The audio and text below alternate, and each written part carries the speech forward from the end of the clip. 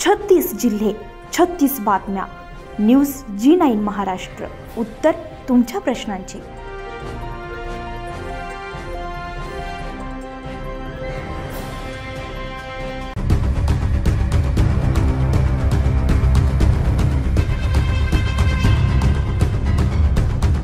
प्रहार जनशक्ती संघाच्या वतीनं आज संपूर्ण महाराष्ट्रभर शांतमय चक्काजाम आंदोलन करण्यात आलं. यामध्ये प्रहार जनशक्ती संघाच्या कार्यकर्त्यांना पहिलंच ताब्यात घेतलं आणि कुठे ठेवलं माहीत नाहीये. भारतीय संविधानामुळे प्रत्येक नागरिकाला अभिव्यक्तीचं स्वातंत्र्य तसेच शांततामय आंदोलन निषेध मोर्चा करण्याचा मूलभूत हक्क दिलाय. या हक्कांचा वापर करून आज संपूर्ण महाराष्ट्रभर चक्काजाम आंदोलन करण्यात येते. या आंदोलनाच्या मागण्या अत्यंत न्याय आहे.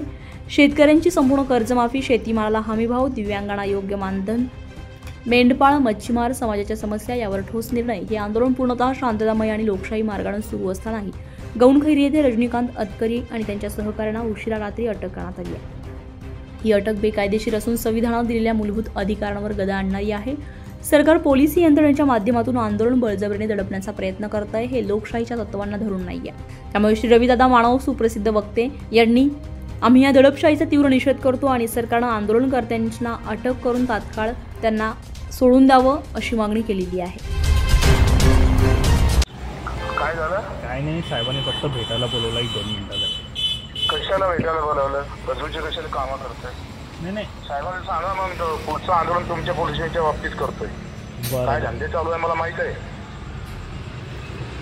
ठीक आहे. फक्त 1-2 मिनिटासाठी भेटायला.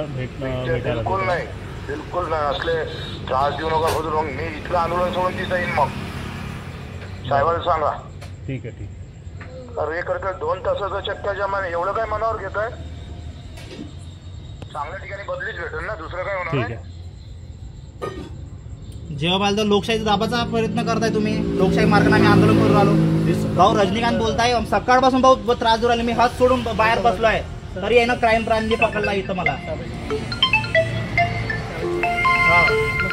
हा ठीक आहे.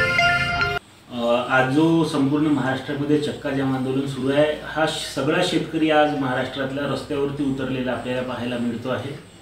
जे मुंबईपासून गडचिरोलीपर्यंत जागोजागी आंदोलन सुरू आहे.